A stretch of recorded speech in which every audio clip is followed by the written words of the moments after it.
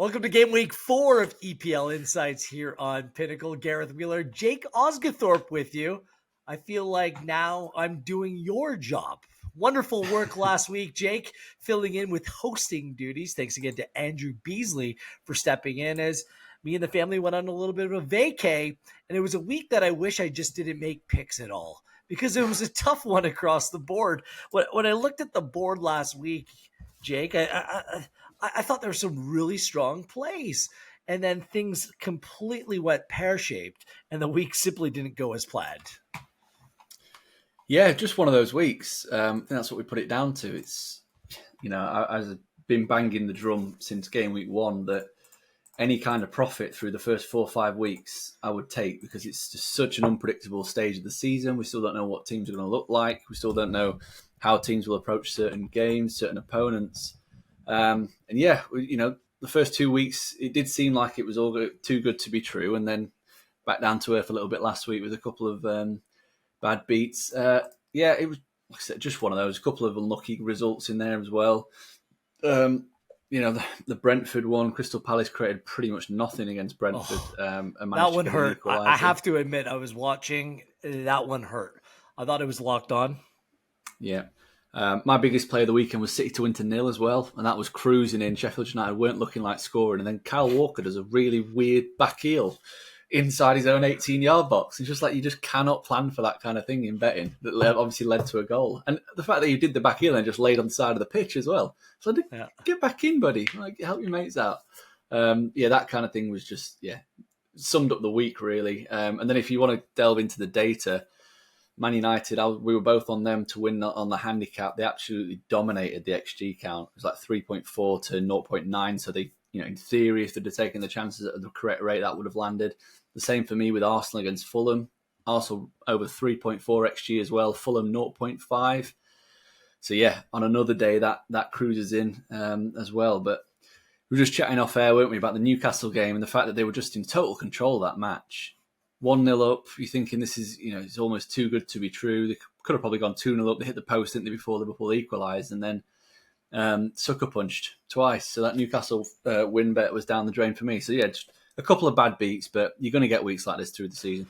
The footballing gods weren't on our side. I'm going to take blame for stepping away so early in the season. It's this connection. It's all your fault. We feed off one another, Jake. It means good things. And now we're reunited, and I hope that it means a better week for both of us. I had 2 outright victories, 5 losses, and a half loss as well. I'm still profitable on the year thus far at plus 1.8 units thus far. So I'm happy with that. Game week 2 was a really good one for me out of the gate. Last week, some big numbers came through and cashed as well. The Arsenal Fulham draw. Talk about another game that just completely went against the script. The draw closed at plus 529. West Ham to win at Brighton opened at plus 583. A huge number, closed at plus 395. I think they had about 22% possession, but it didn't matter. 3-1 victory at Brighton. Liverpool closed at plus 222. That seemed a big number for me. And after the red, plus 1642. And Manchester United, after going down 2-0, you could have played them at Pinnacle at plus 217. I think people did lump on 59% of the bets came in on Manchester United. A lot of time to play in that game. And as you said, vastly the superior team. Interestingly, a couple trends that we're starting to pick up on. We are still in these early stages of the season, and just take note of these things. 7 games last week went over 2.5 goals. And 6 out of the 9 games a week before went over 2.5. And it was a weird one last week. Just 2 home outright wins. Do these markets, the totals stand out to you? Early season form, perhaps the cards market, as obviously the leniency simply isn't there right now. Is there an early trend that you're tracking yourself, Jake? I kind of touched on it a bit on last week's pod that the trends just in general for goals, cards and corners are all like up quite considerably on last season. And I think that's to do with, from a cards perspective, the tightening of the laws. You're getting booked for sneezing on the ball. the added time that's been introduced is having an impact on more goals and more corners. There's quite a few more late goals. But just in general, I think that the Premier League right now, if you look down the list of teams, I'd probably say 70%, maybe more than 70% of teams are managed by attack-minded coaches who want to play on the front foot, and that ultimately leads to goals. You go down, you've got Man City, West Ham are probably an exception, Tottenham, Liverpool, Arsenal, Brighton, Villa, Man United, Brentford generally play on the front foot, Chelsea front foot, Crystal Palace are like fence, Fulham, they always play on the front foot, Newcastle front foot, and then you've got your Forest, your Wolves, your Sheffield Uniteds, Luton and Everton that are generally back foot teams. Bournemouth were one in between there that I didn't mention. So generally, you've got quite a large proportion of the league that actually play on the front foot and are actually looking to win games and score goals, rather than maybe 5-6 years ago, probably half the league were just playing to set up and kind of hold on for dear life, especially when they're playing against the better teams. But we're not seeing as much of that this season, and I think it will continue, to be honest, because I do think that the calibre of manager we've got, the calibre of the attacking players, has definitely gone up a notch. Yeah. Betting the overs is such a public play. You want to see a game with goals, but I feel like more times than not, I've been siding with the over, especially heading into this week as well. So I'm with you on all of that. This week, there's another wrinkle to deal with, as if the start of the season hasn't been difficult enough to manage. The transfer window closes on Friday. Now, typically teams, players who are out of the picture haven't been playing anyways, but it's more about the players that come in, but perhaps that won't be that much of a factor come this weekend. Does it play any or have any influence on you in terms of what your plays may be this weekend? Not particularly, no. The reason being, we're recording this on a Wednesday, the transfer window shuts on a Friday, and I believe that to play at the weekend, they have to be registered by around lunchtime on Friday.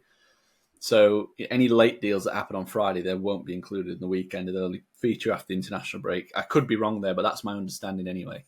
And then, between now and then, are any players going to come in that really are going to make that much of a difference to, my opinions on teams and upgrade or downgrade, depending? Probably not. You're talking about like Erling Haaland leaving Man City, which would be kind of the biggest downgrade, and those kind of things just aren't going to happen. Even if Manchester United do go out and bring in a midfielder, I'm not going to upgrade them drastically. I'd say no at this moment in time. It's definitely something I've been looking at more around game week 7, game week 8, once we've seen them in action, to see how much they can bring. I mean, the latest deal that just looks like it's going to go through is Matheus Nunes to Manchester City, which is an interesting one, because I don't know about you. He's shown flashes at Wolves, but I'm not seeing the kind of calibre of player to step in and do a job for Man City. But I guess he is young. The potential upside there, but that kind of signing, for example, is not something that gets me going, wow, like I'm going to go Man City -2.5 on the handicap this week, not -2. But yeah, it's an interesting time of the season. You're getting a lot of players that are actually, Nunes being one, that are refusing to train, which is always handy. Just kind of force a move away. And I guess the only other one that I would mention that's been rumoured at the moment is Bayern Munich making a late move for João Palhinha, which will be quite a big one for Fulham, I think. He would potentially be up there as one that, I already view Fulham as a potential relegation candidate, and I still do, given the performances. But if he was to move on, that would be one that would turn my head a little bit. Well, there's only one real move that would completely change the way that I feel about a team and make me feel about a potential play this weekend. And it's unlikely that this move goes through, but Mo Salah, if he ends up going to Saudi, there's an immediate knock-on effect right there for Liverpool. But outside of that, there's nothing that we see at the time of recording that can change things. But obviously this week, a little bit funny that way. Then we head into the international break. Then we can reset after that. Very quickly, before we get to our picks, is there a team that you think has to dip into the market? Is there a certain team that you're keeping your eye on that if they're able to add or maybe even subtract a player, that it would really change the way or reinforce the way that you feel about them? There's a few teams I would like to see sign a couple of players. Liverpool, I think they still need another midfielder. I'd like to see them bring in another midfielder just to provide a bit more cover and a bit more solidity. And then I think they would potentially have a title contending squad. I mean, it's going to be difficult given how good City look at this Maybe moment a in time. center back, maybe a center back as well, depending. Maybe they'd probably have to move one on though, because we've got Matip, Gomez, and Van But Dijk, that's fine. And Kanate. I think Man United are probably another one. They've got a lot of injury issues right now. Malacia and Shaw are both out, so I know they're looking for a left back. Probably is required because I think the cover after Dalot and Wan-Bissaka is very limited. Brandon Williams has gone out on loan as well, so he would have been a good one to kind of slot in either side. They also need a midfielder in my mind. Manchester United, another midfielder. Probably need another attacker as well. They probably need 3 Yeah. players. I mean, the problem is you've signed a striker for 72 million quid who's injured. I'm not quite sure who signed off on that one, but that's a bizarre one for me. You kind of, if you're buying someone for that much money, you kind of want them to come in straight away. But you know, it's one of those where you're betting on potential. I mean, personally, I would have just stumped up another 50 million, bought Osimhen or Harry Kane, and just got it over and done with. And you're buying a proven product, but that's not the way they want to go. Other than that, I'm not sure. I like the way Tottenham are setting up. I know that there's question marks around their striking position with Richarlison, but I think in that system, he's not going to be asked to score goals, to be honest. I think his first kind of protocol is to just help the players around him, create for the players around him. And yeah, goals are kind of a bit of an afterthought. As long as the team is scoring goals, I think Postecoglou is a guy that's generally going to be happy. Apart from that, I think Brighton have just brought in another midfielder from Lille, so that kind of ticks a box for them. Newcastle are an interesting one because their starting 11 on paper is fairly steady, fairly solid. They're just, I don't know, just missing that little bit of added flair up front, something that scares you. You know, you look at that front three, Isak scares me a little bit, but Anthony Gordon and Almiron don't really frighten you. I think they could do with one. It's not in their business model at the moment to go out and buy a, Ousmane Dembele kind of character who's got that kind of world-class quality, that top-level ability that will just pin the defence back. But it'd be nice to see. I don't think it'll happen this window, maybe next window, but I think that's to push them over the edge, in my opinion, just make them an absolute shoo-in for top four. That's what they would require. Yeah, just two more that I'm keeping an eye on. Chelsea, what kind of attacker they can add to their team, because they've really impressed me. They have a bunch of injury issues, but might be a little bit light in terms of the goals. And at the bottom of the table, I'd be very nervous if I was an Everton supporter right now, because they're the only side that hasn't scored a goal, and it looks like they'll potentially lose more players than they'll actually bring in. They have brought in Beto, the guy from Udinese. He's an interesting kind of profile. Quite a lot of his goals last season were penalties, but I think he's a bit more of an agile Rondon, is what I would describe him as. I've been watching him a bit. So he could potentially, I mean, just in general, they need a striker that stays fit, let's be honest. That isn't Neil Maupay. That's the only way that they're going to have any chance, is because Calvert-Lewin is just so unreliable in that regard. So just having a body in there is definitely a plus. But like you said, if it looks like Damari Gray is going to be on his way out, they probably need a replacement winger. Iwobi's linked with a move away to Fulham as well. So yeah, Everton are a big crisis club at the moment. That's where it costs, and how much are you willing to spend? They need goals in that team. I don't think they played poorly through these first 3 weeks necessarily, but I mean, they simply just can't score. So there has to be some concern there. So that's a little bit of an overview. We'll break it all down through the international break and heading into game week 5. But let's turn our attention back specifically to game week 4 with our picks and predictions and prognostications, our feature 5 rapid fire that will provide you our best bets of the week. And let's get stuck right in. Game week 5, and it's a 3 p.m. local time game on Saturday. It's Chelsea and Nottingham Forest. Chelsea on 4 points, Forest on 3. Chelsea coming off the 3-0 victory over Luton Town last Friday. Sterling with the brace. Jackson, who's looked really good leading the line for Chelsea, scored the goals in that game. A 3.41 XG in that game to just 0.47. It was convincing. Yes, it was Luton Town, but Chelsea played well under Poch out of the gate. They've scored in every game they played, and they've nearly a 7 XG, and that is massive improvement over those last 3 games. They simply couldn't score last season, but now they look much more fluid going forward in attack. And that's considering Reece James has come out, Mudryk's not on form, they have a bunch of injuries in this team, so I think they've done well out of the gate this season. Nottingham Forest, what could have been from 2-0 up at Old Trafford in 4 minutes to a 3-2 loss. Amonini, three goals in 3 games. He actually has scored goals in 7 straight games overall. Worrell was sent off in that game. It was a controversial penalty. Bruno scored it. But still, it's just another loss, an away loss, I should say, for Nottingham Forest. 5 goals for, 6 goals against in the first 3 games. They've gone over in all 3 games they played, and both teams to score have cashed in all 3 games.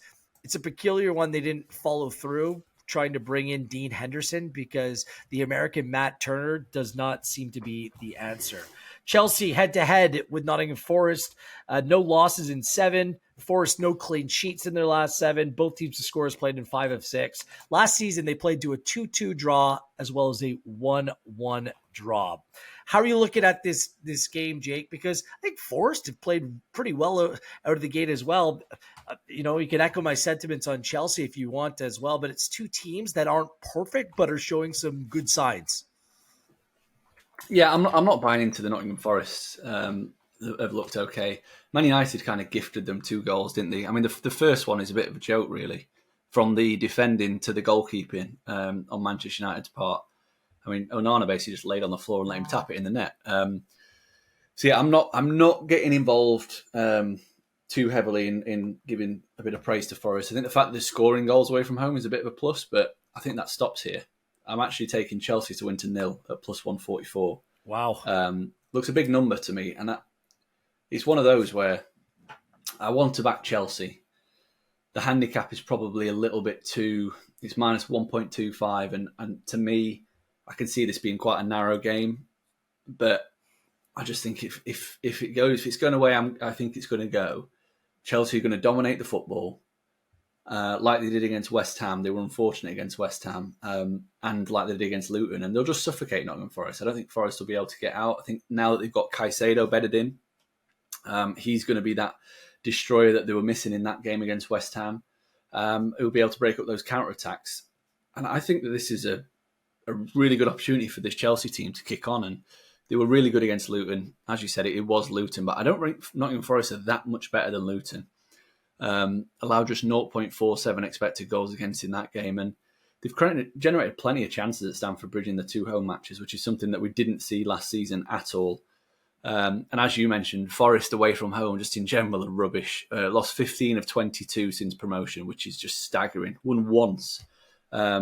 So, to think that they can go there, I mean, they could well cause problems because they have the potential to be an awkward opponent. But yeah, if you're looking at their games against top half teams last season, I think Chelsea are a top half team this season, so I'm counting them in that. They lost 9 of 10 last season against top half. They've already lost 2 of 2 so far this time around. And since promotion, they've averaged just 0.8 expected goals for per away game. So they don't create a lot of chances away from home. And I think they'll probably get even fewer chances against this good Chelsea team. And flip side of that, conceding nearly 2.3 expected goals against per game when playing away from home. So generally just really bad travellers. So I'm going to do a full unit on Chelsea to win to 0 at plus 144. Okay, full unit on the over, 2.75. Forest, for me, just don't have a Premier League caliber goalkeeper, but they have 3 really good strikers. Brennan Johnson, we'll keep an eye on him because there are some links that he could be moved. I'm not sure how likely that may or may not be, but I do think Forest have enough in attack. They've scored in every game that they played this year, but from a defensive side, game control side, I think that Chelsea's vastly superior. So I think it's one of those games. Could be a 4-1, could be a 3-2. I think the Chelsea are the better side. I wouldn't bet against them in this game. You documented how poorly Forest plays away from home, but I do think that there's a possibility that this game does open up a little bit. I was tempted to play both teams to score yes at minus 107, but if things go really wrong, and we've seen this Forest away from the past where the 2-0 turns into a 4-0, just like that. So I'd rather play the over, give up some juice. over 2.75 at minus 120, a full unit play. Do you think this game might be low scoring, Jake? Are you looking at it in a different way?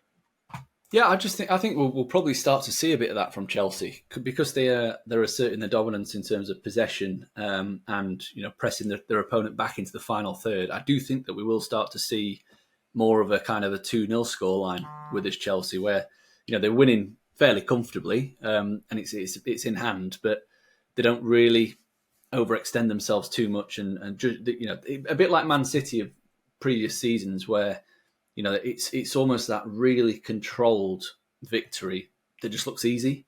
Does that make sense?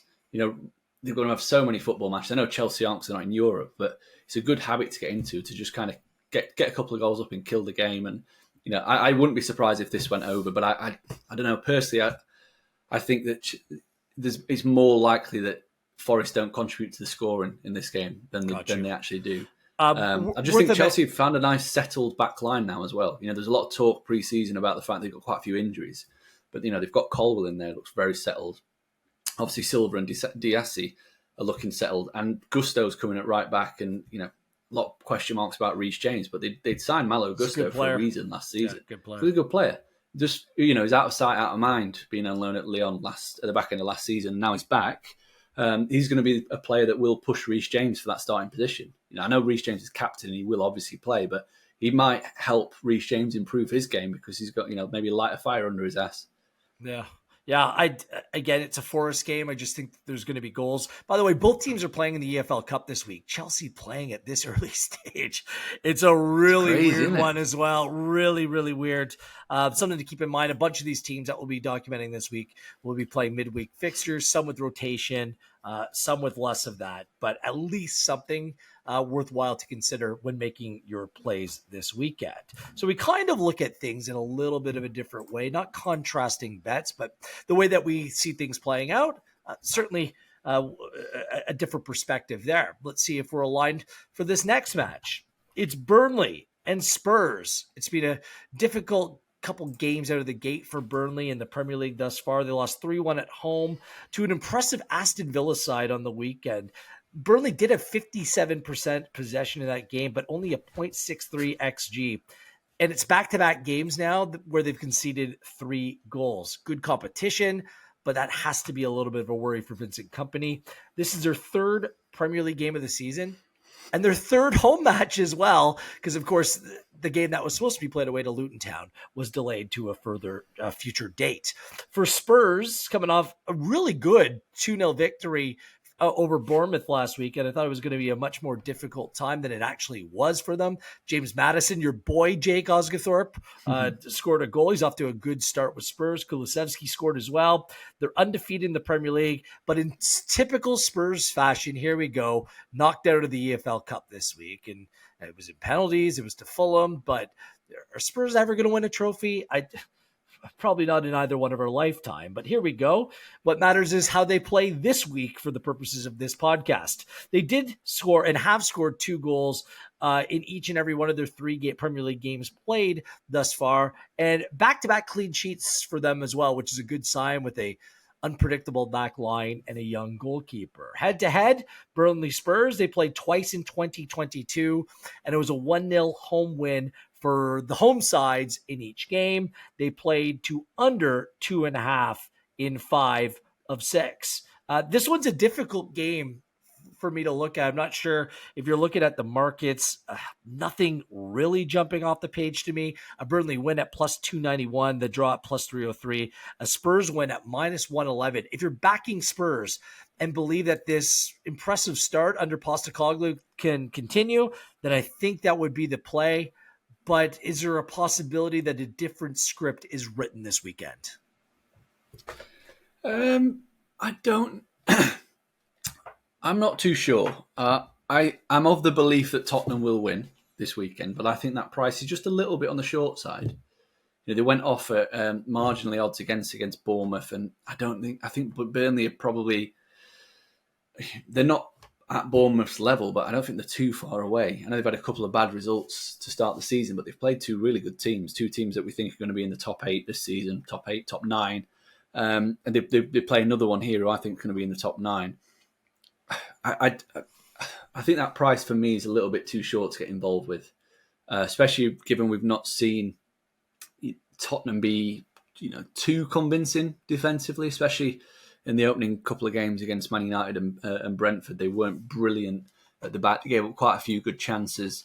Overall this season they've shipped 4.8 expected goals, which as an average, we're looking at around 1.44, which is still quite high. So I would be swerving the Tottenham win. However, I do really like the look of Tottenham on the team total at over 1.5, which is priced at minus 130. So just Tottenham to score 2 or more goals, basically. They look fun. They're playing with a lot of attacking vigour. The new style seems to have revitalised a couple of players. And they've scored twice or more in all 3 of the games so far. And there's no reason why it shouldn't be 4. They've averaged over 2 expected goals per game under Postecoglou. And as you mentioned, Burnley have shipped 3 or more goals in both home matches so far, conceding 2.4 XG against City, 2.8 against Villa. They've not looked good at the back at all. And I think it's partly down to style, because Burnley are a team that anyone who's watched them will know that they press high and they press in a man-to-man style system, which, against the lesser teams, we'll see them pick up quite a few points, I think, because they'll have something that they don't know how to deal with, or the lesser teams won't have the quality of players to kind of break through that line. Against, Man City, the champions, that ain't going to work because they've got much better players than what you do in a one-to-one system. And against Aston Villa, you're coming up against a really shrewd coach who knows how to pick that apart. And they've got some really good technical players. You just think about one of the goals they scored last week, and Moussa Diaby was brilliant, picking the ball up on the half-turn, beating a player. They have players that can do that in tight spaces, and Spurs are exactly the same. They have players that can do that. And I think that this is a game very similar to the Bournemouth game in terms of style for Tottenham. And I think that they'll relish this opportunity to rack up another potential 3 points against a team that, clash of styles almost, should be in their favour. So, yeah, I think this is a good game for Spurs. However, I do think they are a tiny bit short. I still need to see a little bit more for me to think that they should be backed at this kind of price when travelling. So are you going to make a play? Do you like the total? What do you like? Yeah, Spurs on the team total. That was the play. Minus 130. And it's going to be a 1.5 unit play for me on that one. Wow. Okay.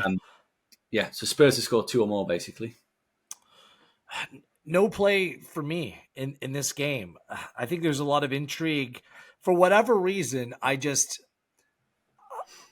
this is more about Burnley than it is about Spurs for me. Spurs, I've been a pleasant surprise out of the gate. I probably need to see a little bit more, but I think there's a significant advantage them playing their 3rd game at home already. And this seems like one that Company would have circled here heading into the international break. You want to pick up a victory. You played some really good teams, so I don't think it's going to be like a step up in competition for them. It's just one that I look at, just the way that it's scheduled, the way that it shapes out, that I think that it's going to be a little bit unpredictable. And I'm not getting enough juice. Burnley on the handicap. I was looking at the Burnley team total, to be honest, but it's 1.5 goals at plus 185 on Pinnacle. Are they going to score twice against the Spurs team? A couple of weeks ago, this would have been a bang-on bet for me, just the way that I kind of look at the Spurs back line. But they've been good. They've been really well organized under Postecoglou, and that's not what, the first thing you think of when you think of this new manager. That's why I'm a little bit nervous that it all might come apart a little bit for Spurs this week. I'm just really reluctant to make a play, so I'm just not going to make one at all. So I need to see more from Burnley. I don't think they've been that bad, but I think you're right. They played 2 really impressive managers thus far. They've got the better of their own impressive manager. So I need to see more of Burnley. That's my take. That's where I stand. Anything else to add, or do you want to move on? No, let's move on. Let's go to Brighton and Newcastle. It's a 5:30 p.m. game, local time on Saturday. Brighton 3-1 home loss to West Ham last week. A consolation goal through Pascal Gross. That goal came late. They did have 25 shots and 10 on target in this game and 78% possession, but only a 1.37 XG according to Understat. They have the best XG, the highest in the Premier League at 8.9. That's substantially more than anyone else, but they also have the third worst expected goals against thus far in the Premier League. This is the Zerbi ball. Lots of chances created, lots of chances given away. They have the most goals in the Premier League with 9. Solly March, by the way, is 3. Joint best in the Premier League. They have the most shots and the most shots on target. They've gone over the goal total in all 3, and both teams to score has played in all 3 as well. And Ciso remains out as a long-term absentee, but they did bring in another midfielder from Lille, Baliba, who looks like he could be a really good player and join a talented young group of players that just were rattled a little bit last week against David Moyes and West Ham. For Newcastle, up a goal, up a man at home, breaking Jake Osgathorpe's heart, and probably many of you out there as well, and end up losing 2-1 to Liverpool. Anthony Gordon did score the goal in that game of note. Botman went off injured as well, which could be a little bit of a concern across the back. They do have some depth, but Botman's been really good for this team. Taken off Tonali by Eddie Howe. Talk about regrets when it comes to that game. Not sure why he wanted to go about and do that. They had 23 shots, but they were just comfortable. They didn't push on to find that second goal, and they were punished for it. Back-to-back losses. I mean, they did have come against City and Liverpool, but that Liverpool one at home will sting. It's been a tough start to the season based upon their schedule, and they've conceded in all 3 games they played as well. Head-to-head, Newcastle haven't lost to Brighton in 5. These two sides have played over 2.5 and 5 of 7. Both teams' scorers played in 4 of 5. They did play to a goalless draw at the Amex last season, but Newcastle came away with a 4-1 home win. They did also play in the preseason, if that may matter to you out there, and Newcastle won that game 2-1. It's a bounce back week, or a potential bounce back week for both these sides. Who has more bounce in their step entering the weekend, Jake? It's a good question. I found this game really difficult to try and assess. I'm a big fan of both teams. I think Brighton, I was very disappointed with their performance last week. I mean, thankfully I kind of swerved Brighton on the handicap, which was in my contemplation in that game, and I went with the overs, which just generally is an automatic play for Brighton. But, they've played 3 games, picked up 6 points. They've played Luton, Wolves, and West Ham. So, Luton and Wolves, I think, will be in the bottom 6. West Ham are looking better than that, but they're yet to play kind of a team that finished in the top 7, top 8 last season, whereas Newcastle have played 3 teams of that ilk already, and this will be a 4th. So they've had a really tough start to this season schedule-wise, Newcastle. I just wonder if they're this is a bit of another step up for Brighton, taking on this kind of opponent. Having said that, this is why I went back and forth. I'm still going back and forth. Brighton's recent record against the big teams, so Arsenal, City, Tottenham, Man United, Newcastle, Chelsea, and Liverpool, is impressive. They've won 11 of 20 against those teams. So when they play against the better teams, they generally raise the level. So I was flirting with a Brighton +0 on the handicap, but then I just thought, I think it'd be better to sit and watch. So I'm going to sit and watch and have no bet on this game. Okay. Not even the goal. Well, you said it, Jake. The over is an automatic play when Brighton's on the field, and that's what I'm going to do here. And I don't think, this was my question about Newcastle this year. They have all these different tools. They have all these very talented players, but is it going to force their back line to play in a different way? Away games like this last year, they always played so cagey, so safe, but I just don't think that this team is built to play this way anymore. I think there's been an evolution, and I think the back line, I think they're vulnerable, especially to pace and players that want to play a little bit direct, and some good players both on and off the ball. And that's what Brighton bring to the table. I'm going over 3.25 at +101. Let's make it. Let's live life dangerously here. Let's go 1.5 units on this one, just because Brighton has been so good in terms of. I was also looking at both the team totals, by the way, on Pinnacle. Brighton to go over a goal and a half -101. Newcastle to go over a goal and a half -108. I think they both could go over the total in this game. The way that Brighton plays is being played at the Amex, back-to-back weeks there. Um, I think there's goals in this game. So I wouldn't talk anyone off making either one of those plays either for either team, to be fair. But we'll just stick with over 3.25 at plus 101, 1.5 unit plays. Yeah, that would be my play. But as I said, I'm sitting on the fence. I'm not putting an official play in the book. I just wonder. I mean, I am surprised looking at the market, looking at Pinnacle, that you are getting Brighton as outsiders in this match. Yeah, that does surprise me, which is again why I was leaning towards them on the handicap. Plus 166 for a Brighton win. Newcastle plus 149. So the favourites away at Brighton, which suggests to me that the bookmaker thinks that Newcastle are a much better team than Brighton if played on a neutral venue. And I don't know if that's the case. I need to see a little bit more from both.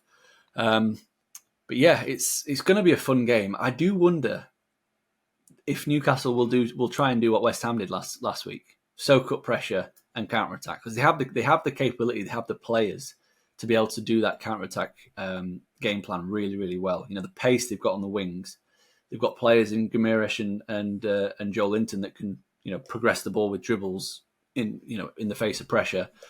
So I do wonder if we might see another fairly heavy home defeat for Brighton, but.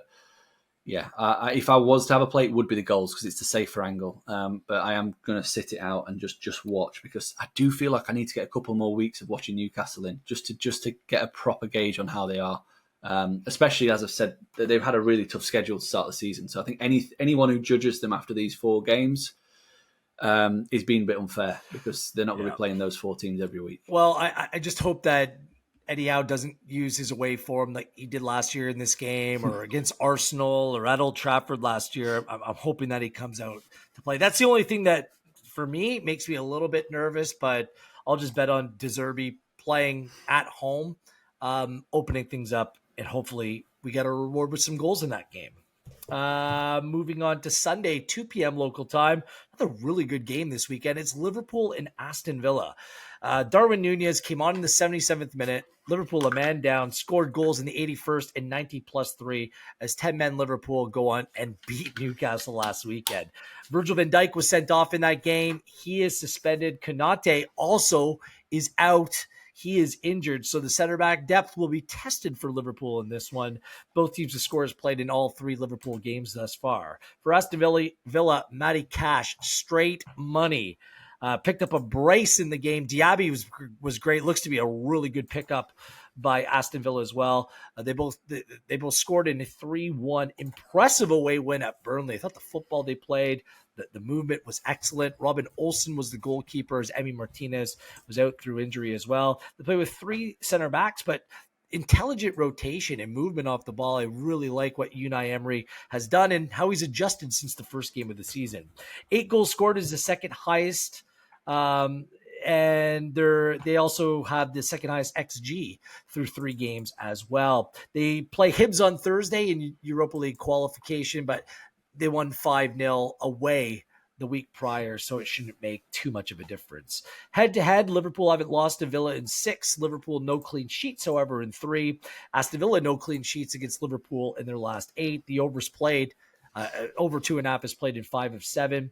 In this fixture last season, it finished in a 1-1 final, and Liverpool won last December 3-1 at Villa Park. So Liverpool, I mean, it's a great result. Got off to a decent start to the season, but this Villa side, there's something about them. I like them coming into the season, and I've seen nothing that would change my mind despite losing 5-1 the opening week of the season. So what do you make of this game? Could be another really good match. Yeah, I think this is another potential cracker. I think we should plenty of goals on the cards. Liverpool, they're a funny one. I mean, I thought that the signings that they made would improve them, but they don't seem to have. They seem to be playing exactly the same way, which is, chance creation monsters, but very vulnerable defensively still. Whether they need to sign a defender to fix that, or whether they need to sign or let Endo bed in a little bit more into that holding midfield role, I'm not too sure. But, they are a team that do give you chances. And I think Villa are a team, especially under Emery and recently, at the start of this season, they are a team that looks to play on the front foot, and they will be able to take advantage of, what is on paper Liverpool's kind of second string centre half pairing. I think we'd agree Konate and Van Dijk are the main two. So having Gomez and Matip in there, it could be a game in which Villa maybe score a couple of goals at Anfield. I was just looking at the goal line. It's set at 3.25. I'm happy to drop it to over 3 at a shortish price and take that as my play. It's minus 148, and I'm going to go 2 units on that because I think it's... Wow. I would be shocked if this didn't have at least 3 goals, and exactly 3 goals would be a push. We get our money back. 4 goals or more, obviously we get a winner. So yeah, Liverpool, as I've mentioned, really strong in attack. 1.8 expected goals for per game this season. At home since 2017, they've won 86 of 115 matches and they've lost just 7 times since 2017. And if you remember, 6 of those defeats came in a row during the COVID season. So they've had basically 4 seasons of not losing at home. And across that time period, so a really strong data set there of 115 matches. They've averaged 2.3 expected goals for per game, and over 2.5 goals has clicked in 58% of their 115 matches. So a bulky sample size, a lot of goals, and Villa 14 goals in 3 matches so far. So we've gone from a really chunky sample size to a really little sample size. 3 games. 14 goals scored in 3 matches and 4.4 expected goals per game. So the chances that have been created in their games are just off the scale, really.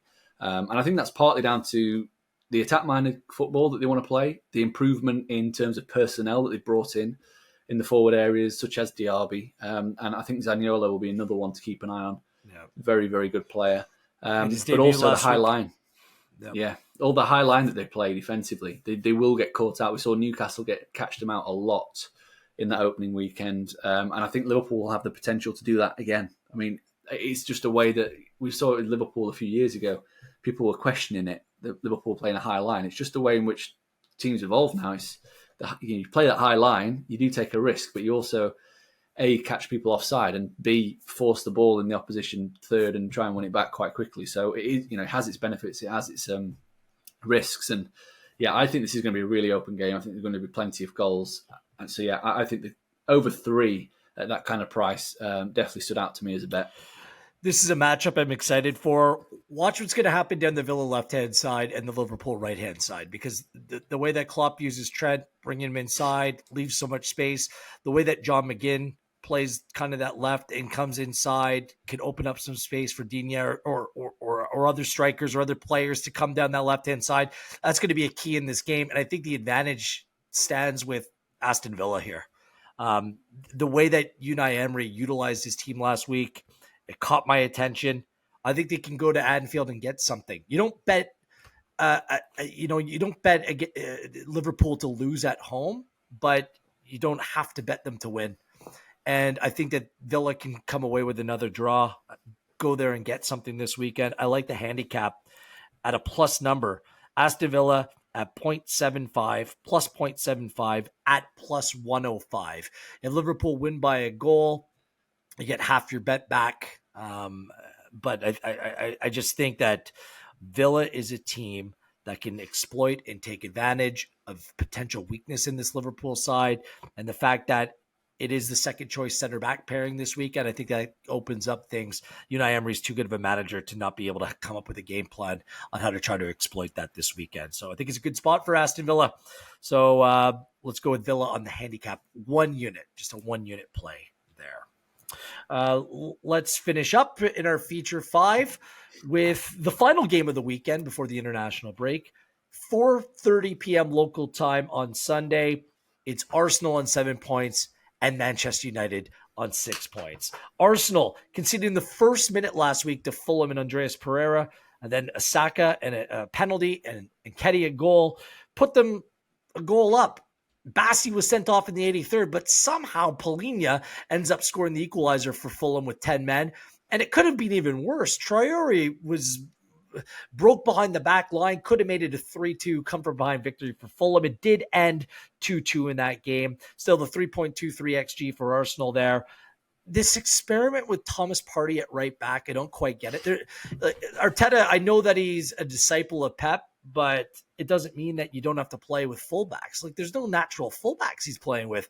I guess Zinchenko's the closest thing. He came back, returned last weekend off the bench, as did Jesus up top, and both will be in contention for a potential start this weekend. Another big talking point, how to get the best out of Kai Havertz. They didn't start with a out and out number 9 in this game. It's not just Havertz. It's just a lot of kind of similar profile players. And you just wonder kind of where Arteta might be going with this. They do have the second best expected goals against through 3 games at 2.89.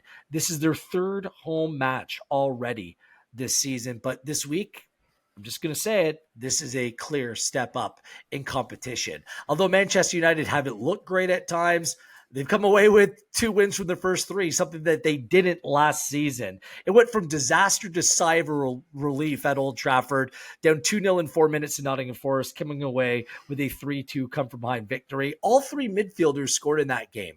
Eriksen, Casemiro, Bruno, as the front 3 just continue to struggle to fire. They were the better side in that game against Nottingham Forest. There's no doubt about that. A 3.03 XG according to Understat. The penalty certainly helps that, but still, they're creating plenty of chances, especially coming from Bruno Fernandes as well. They've conceded twice in back-to-back games. It's worth mentioning. But the story for Manchester United is what's happening off the field with injuries. Luke Shaw out long-term. Varane out long-term. Joining the likes of Mount, Malacia, and Mainu. M&M, all there still on the sidelines. Højlund might be playing this weekend. It sounds like he will be available for Manchester United. At the time of recording, it hasn't been confirmed, but it would seem to be a big shock if he does end up going and starting the game. It costs $72 million. Basically, Anthony Martial is not the answer, but Rashford is certainly better on the left. So how United want to use that number 9 position, still big question marks there. They've only scored 4 goals on the season, but they do have the 4th best expected goals at 7.44. Their struggles against top teams away from home is well documented. It makes them an underdog heading to the Emirates this weekend. Arsenal head-to-head with United, no clean sheets in 5, but these 2 sides have played to the over 2.5 in 4 of 5. Arsenal won this fixture 3-2 last season. It was a late goal scored by Nketiah in that game. He scored a brace in that 3-2 victory. United got the best of Arsenal 3-1 at Old Trafford last season. And United and Arsenal did play in the preseason, played in New York, and it was a United 2-0 victory over Arsenal. So where are we going here? Because there's 2 sides. I think in most people's opinion, Jake, neither team is completely impressed in these early stages of the season. So where do you go with this one? Just completely avoid the main markets and go with goals. That's the play. I think Arsenal are too short. Minus 125 to win. It looks too short to me to get on side. And Man United with their injury issues and the defensive issues, particularly what we saw against Wolves and Tottenham, there's too many question marks there for me to get on board with them getting a result, even on the handicap. So, I've gone with over 3 goals, a full unit play, minus 108. As you mentioned, the issues for United in defence. I mean, they're missing half of their starting back line heading into the weekend. They adopting this kind of more Erik Ten Hagian way of playing, which is pressing more, trying to be a bit more front foot. So far this season, it has led to more chance creation. They've averaged 2.5 expected goals 4 per game. Even created plenty at Tottenham, and they were unfortunate to get shut out in that one. But it has left them exposed defensively. 1.7 expected goals against per game. And granted, this is a small sample size, but they are leaving big holes and big gaps to be exploited by their opponents. And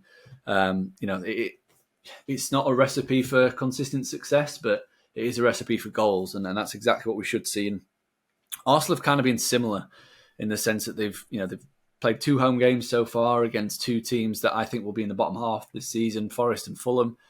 Both teams scored against Arsenal at the Emirates. Granted, they didn't create a lot of good chances and they conceded plenty as well, but it shows that there is a soft underbelly there still. And yeah, I think the Thomas Partey thing is interesting. He's trying to do almost what he did with Zinchenko last season, but more forced, I think, in the sense that obviously Julian Timber was brought in. He's now out, so they're kind of a little bit short. And the whole reason for it last week in particular was Gabriel linked with a move away and potentially his head not being there, so he wasn't playing, which meant Ben White had to move inside a little bit, and Kiwior played left back as well. So it was almost three centre halves and a centre mid at the back, which it's very unusual. I don't expect that this time around this week. I think we'll be back to the normal looking backline of Zinchenko, Saliba, Gabriel, and Ben White at right back, and that to me, while it will make them more solid, I think it will mean that they have more of a foothold in the game, which could open up the counter-attack even more for Manchester United. So yeah, I think Arsenal will score a couple of goals here, and it wouldn't surprise me if Arsenal hit 3 goals themselves in this match. And obviously, Man United I do expect to get on the score sheet as well. But taking over 3 obviously means you get a push if there is exactly 3 goals, and I think that's the safe play for me. Over 3 goals at -111, full unit play. They've played to the over both games last season. Both teams are creating a ton of chances, not scoring a lot of goals. For all the aforementioned reasons that you documented, the overplay is the best play here. I was tempted to play United on the handicap. You can get them at, a win or a draw at plus 112.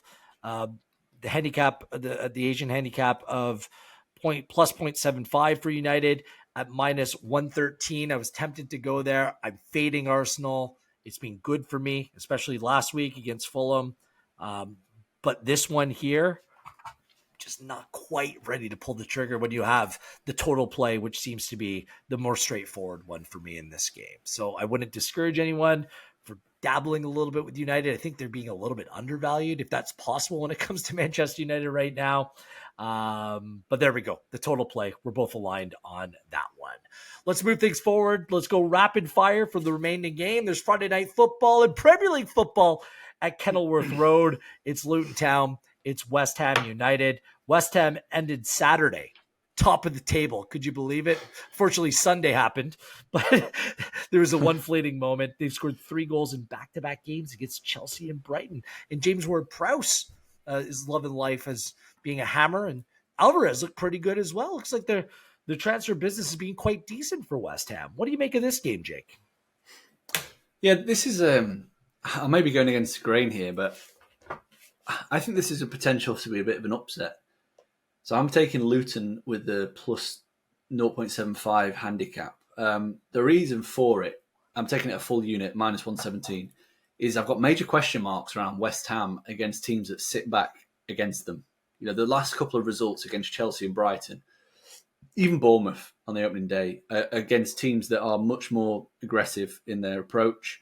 They're, push West Ham back to a position they kind of like, which is, coiled spring almost. Get pushed back and then bang, they counter-attack. They've got pace, they've got a bit of quality in the forward passes that they can create and score on the break. And I do just wonder if they're not going to get the opportunity to do that on Friday. I definitely think Luton will be, the team that do sit back and kind of ask the questions of West Ham, like can you break us down almost?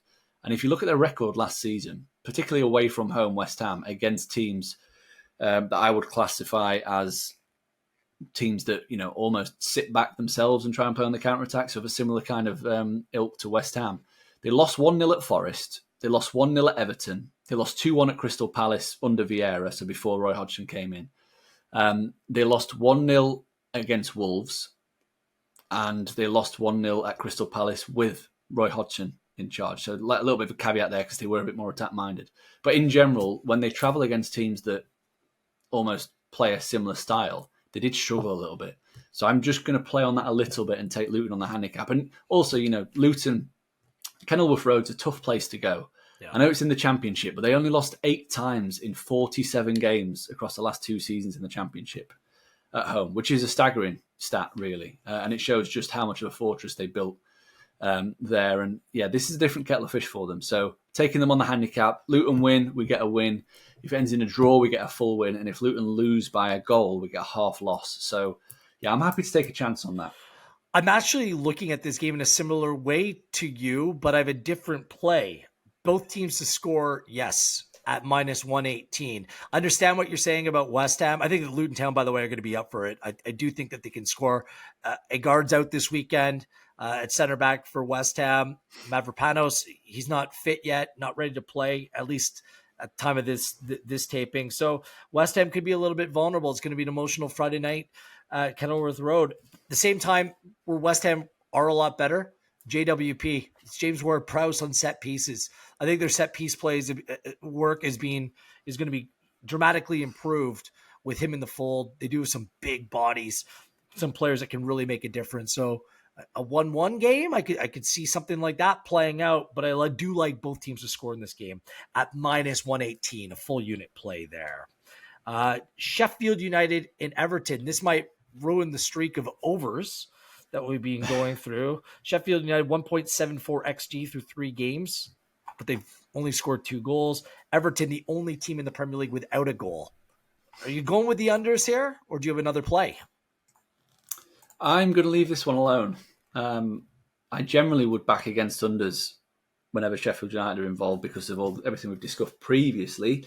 We get bitten last time, though, away at Nottingham Forest, which I think was a similar kind of game to what I expect here, in the sense that it is early in the season, but it is a bit of a 6-pointer. It's a kind of a must-win for both. Sheffield United, this is a great opportunity to get that first victory. The schedule hasn't been overly difficult, but it's not been kind either.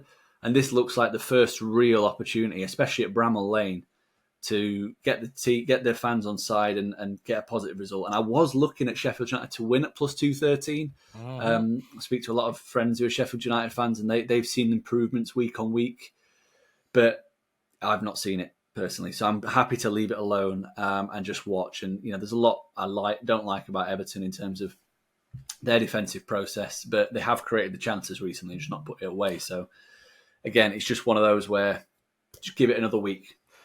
Neither one of these teams can score goals, so both teams to score no at minus 111. Worked for me. Everton Wolves, let's put that dare out again into the ether. Both teams to score no at minus 111, a full unit play on that one. Manchester City and Fulham, 3 p.m. local time on Saturday. City, get this, 1.33 expected goals against, the best in the Premier League. Fulham, 9.29 expected goals against, is the worst. Does that really tell the story here going into this game, Jake? I hope so. Because I'm taking City on the handicap. I'm going to continue opposing Fulham because their defensive process is wretched. -2 is the handicap. -129 is the price, and I'm going full unit play. So yeah, I did a bit of digging. Last season, City averaged 2.4 expected goals for per game, 0.7 expected goals against per game. So very, very strong supremacy. Over the 19 home matches they played last season, they covered the -2 in 8 of 19. So it won in 8 times out of 19. It pushed in 6 times, so it only lost in 5. So if you played this -2 handicap in every Manchester City home game, you would have been in profit over the course of the season. And Fulham, very fortunate again last week. They were really lucky against Everton. Won 1-0, shipped 2.6 XG. Got hammered by Brentford, shipped over 3 expected goals. And then, the XG again conceded over 3 expected goals against Arsenal. So in total, they've conceded an average of 3.1 expected goals against per game. So they're building on the fact that they were the worst defensive team in the league last season. Not to be outdone. They are continuing that streak. And yeah, I just think this is a bit of a mismatch. And, they've definitely got a bit of something going forward, potentially on the counter-attack. The likes of Adama Traore, who's just been brought in, could be a little bit of a problem for Manchester City, but I can see City scoring 3, 4, maybe even 5 in this game if they click. If they click. We got burned on City on the handicap, both of us last weekend at Sheffield United. Looked like it'd come through. Same play, -129 on the handicap, -2 for Man City. Difficult stretch of games. Arsenal in the league, Spurs in the cup, which they won on Tuesday in Pens, and City on the weekend. I'll say this. I actually like this Fulham side. I actually do think that they're going to do better than you project this season, but they cannot sell Polina this week. They need to keep Polina. Such an important player to this team.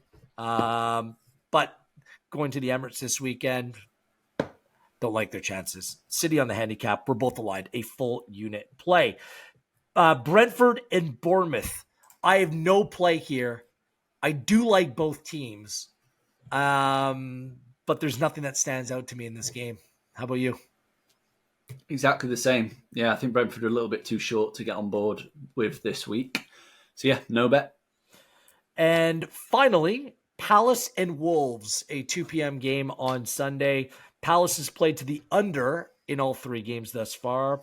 And Wolves came away with their first win last time out against Everton, although it was a little bit of a struggle, wasn't it? I do have a play in this game, but I'll let you go first. No bet for me. You'll like this though, because over here in England, this Crystal Palace Wolves match is actually in the TV slot ahead of Liverpool Aston Villa. So whoever did that scheduling needs to have a look at themselves. So yeah, we've got to sit through Crystal Palace versus Wolves while the rest of the world get to watch Liverpool versus Aston Villa. Yeah, no bet for me. I would be looking at maybe the unders, maybe taking Crystal Palace, but I need to see a bit more from both of them really to make a full judgment. I was thinking about the under, but I actually prefer an outright win for Crystal Palace, a full unit play at minus 103. This team's good. They continue to be very strong. Coming up away with a point last week, not creating much away from home against Brentford. That showed me something more about the way that they can play away. But at home, it's just a decided advantage for them against the Wolves team. If they lose Nunez this week, who knows what else is going to happen. Give me close to even money. That's a play I cannot turn down. So Palace for the win, full unit at minus 103. Before we wrap up, your favorite or best value play of the week is Jake Osgathorpe. Mine is over 3 goals in Liverpool Aston Villa, closely followed by a Tottenham team total. Okay. I kind of like Sheffield United, Everton. Both teams have scored no as my final play of the week.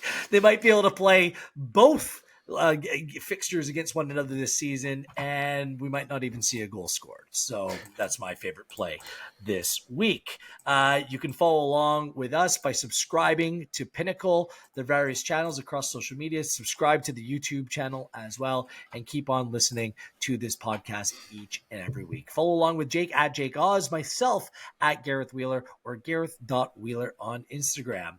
May you have better luck. And let's call it luck because we were unlucky last week. I'll put it down to that. Better luck this week, Jake. Thanks for this. Likewise, yeah, hopefully the betting gods are on our side this time. And let's see how it all plays out. I am Gareth Wheeler, and this has been EPL Insights powered by Understat, well, statistically speaking. And of course, you can follow and listen to us on Pinnacle.